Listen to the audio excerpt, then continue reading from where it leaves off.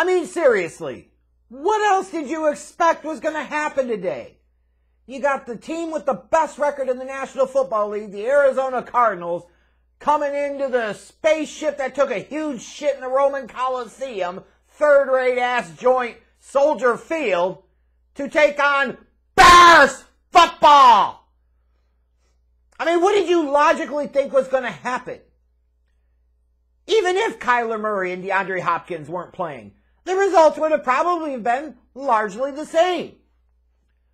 But especially once you found out that Kyler Murray and DeAndre Hopkins were going to suit up for the Arizona Cardinals, you just knew that you were going to be in for a long day. And then when you found out that the weather forecast was shit and it was going to be pouring down rain and it was going to be crappy conditions in that third-rate stadium with a sixth-rate field surface, you just knew, oh boy, you're in for a long Sunday afternoon of Bears football.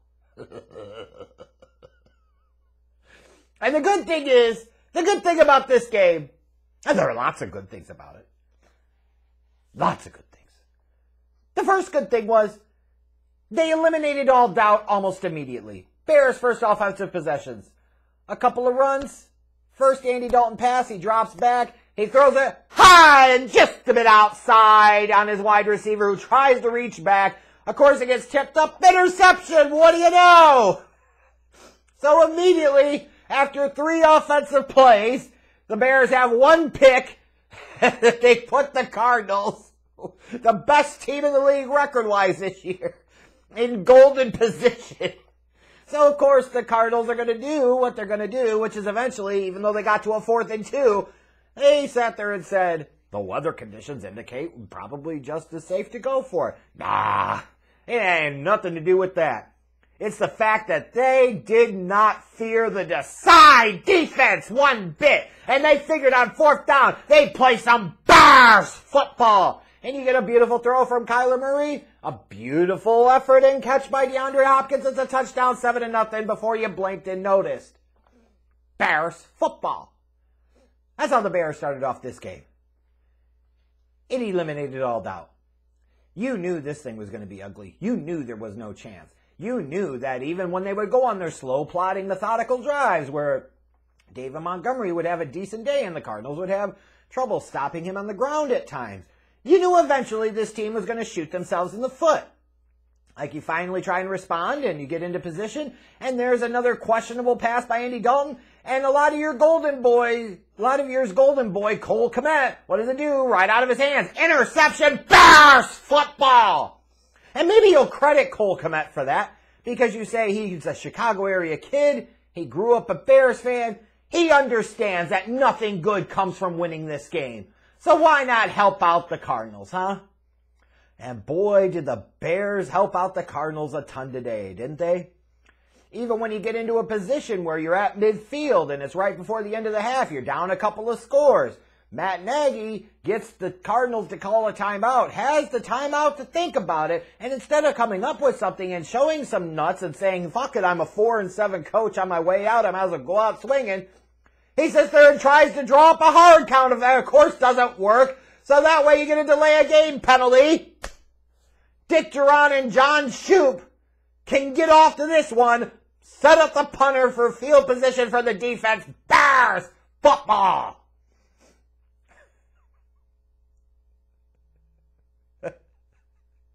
Oh, this is bad. I mean, the Cardinals, don't pay attention to that final score, 33-22. It wasn't anywhere near that damn close. The Cardinals came into their once and former home way, way back in the day of Chicago, and they beat the Bears like the McCaskey family owed the Bidwells a lot of money. Again. Look up the history. Bears football! Ooh. Darnell Mooney had a couple of good games in a row, so of course you can't figure out a way to get him into the goddamn offense. Of course, I understand the weather conditions, blah, blah, blah, but the reality is, what the fuck do you have to lose? So instead of trying to stretch it down the field a ton with your noodle-arm fucking quarterback who can on a consistent basis, You got a bunch of plays, it's 3rd and 9, 3rd and 11, and you're throwing screen passes behind the line of scrimmage, and you're throwing quick outs, and all this other conservative ass bullshit. Because why? Because Bears football. Of course you would. The biggest drama that you had in this game was late. And after Andy Dalton threw that 3rd pick to the... Hey, man. There's a 3rd pick. You said...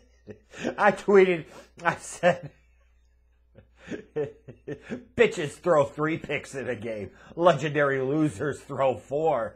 Do you want to be a bitch ass or a legendary loser, Andy Dalton? Let's get another one. And that son of a bitch delivered. He should have had fucking 5 picks in this game. Look at that one play where Peters, I think it was, Corey Peters, almost got his hand on the damn ball. Like, what the hell was that? It should have been a 5-pick Cutler special. When your defense gets no sacks on the opposing quarterback, when your offense gives up 3 sacks themselves. Like, even at one point in time, watching Andy Dalton slow down so that way Byron Murphy Jr. could get the sack on him. That was very kind of him, putting the young talent over. Guy like Triple H or Cody Rhodes could fucking learn from that, couldn't they, you wrestling fans? Bears football! And when he threw that 4th pick, my God, it was a beautiful, majestic, splendiferous moment if there ever was one. Because that was the personification and epitomization of the 2021 Chicago Bears. This front office, Ryan Pace, this head coach, Matt Nagy, proactively sought out the services of Andy Dalton this year, gave him $10 million this year to do that. They took a look at Andy Dalton and his track record after trading up to go get Justin Fields, watching him through training camp, intentionally trying to undercut Justin Fields and any chance he had to win the starting job from day one because they knew what the fuck they were doing. They wanted to be stubbornly stupid in their stupidity. They said, nope, Andy Dalton gives us the best chance to win. And you actually had a subsection of Bears fans that bought into that bullshit. But of course, those are the same types of dumb dicks that would actually give this organization money to go watch this abortion of a team play Bears football on a rainy, crappy December Sunday in fucking Soldier Field. I hope a bunch of those people that went to the game get colds and are sick for a week. Because they should be, because they make me sick. You're the problem. All this not chanting for Matt Nagy, fire Matt Nagy bullshit. Because a lot of you are going to say, well, they've been doing it all over the goddamn place. Why wouldn't they do it here? And I get you, like, to a degree. But then it also, I tweeted this during the game as well. It reminded me for years with the WWE and John Cena. And you had all these dumb dick hardcore wrestling fans that would sit there and say, oh, when John Cena's match happens, I'm going to turn my back, or I'm going to walk out. The bluest of blue fucks difference does that make? You already gave them your money, asshole. That's all they care about. Same thing here. If you want substantive change, stop supporting the mediocrity of the McCaskey way and the bullshit. Stop giving them money. That is the only way you can affect big time change in this organization. But of course, dealing with fucking Chicago fans, what the hell else would you expect? They love their third-rate, mediocre-ass organization when there's absolutely no reason to. Today's game, you knew going in, the Cardinals are going to beat the Bears like the Bears owe the Bidwell family money. You knew that was happening. You knew that, especially with the Red Rocket starting instead of Justin Fields, that this was going to be a miserable thing and nothing good could come out of this game whatsoever other than wasting 3 hours of your life that you'll never get back. And that's exactly what the fuck happened. For those of you imbeciles that still want this Bears team to win some games, just stop. This is the best result for this team now and in the future. Because the nightmare scenario would have been on the off chance, the 1 in 100 chance that the Bears would have lucked into, stumble fucking into a victory today. They probably would keep starting Andy Dalton.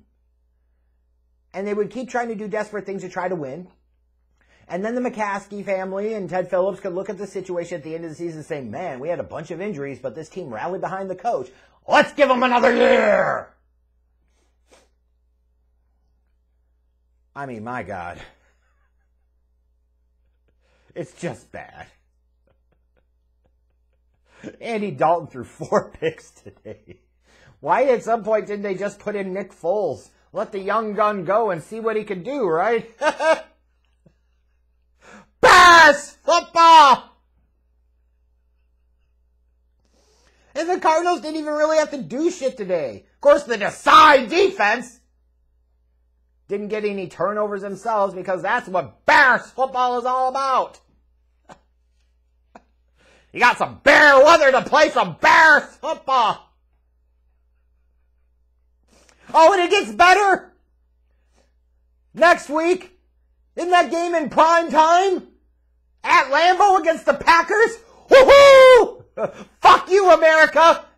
There's a part of me that says I want to throw up thoughts and prayers in the hopes that that game gets flushed out of that spot. Well, just like with fucking school shootings, thoughts and prayers are stupid and don't do shit. And frankly, America deserves it. If you proactively, actively seek out the television remote to turn on Sunday Night Football and sit your dumb ass in front of your TV and watch Bears football in prime time for 3+ hours with noontime Nagy leading the way, you deserve every bit of the misery and suckitude that comes along with that. The only saving grace for this season is that there's 5 games left. And then we get to as important of an offseason for this organization as there has been in a long, long time. It's that big and it's that important. Watching this performance today, if the McCaskey family can't see the need for the drastic, dramatic, wholesale changes that are required, then nothing's ever going to change. And they'll just be content to be a mediocre-ass football operation, and dumbass Chicago fans will continue to support that mediocrity, and then wonder why fools like me every couple of years will be sitting there talking about house cleanings, because when you don't deal with the virus and the cause of all the problems, nothing changes. The true definition of insanity is doing the same thing over and over and over again and expecting the results to be any goddamn different. Imagine being somebody thinking that this Bears team had any shot in the world of beating this Cardinals team today. That bear weather, Bears football mindset. Andy Dalton threw 4 picks and it should have been 5 and it could have been even more. Red Rocket, Red Rocket. These assholes in this organization looked at Andy Dalton and said, that's the guy that gives us the best chance to win. The fuck is wrong with you? I know what it is. You know what it is. Say it with me. Yuck, yuck, gosh. Bears!